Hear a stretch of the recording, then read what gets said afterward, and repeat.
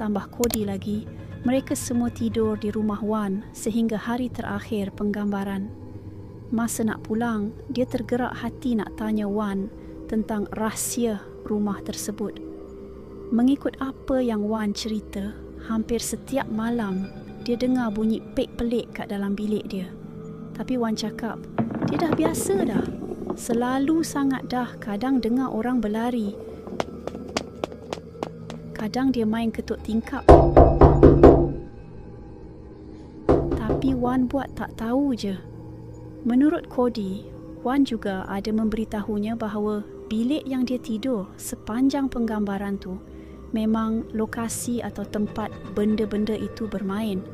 Katanya, orang kampung di situ kebanyakannya dah tahu kisah berhantu di rumah berkenaan.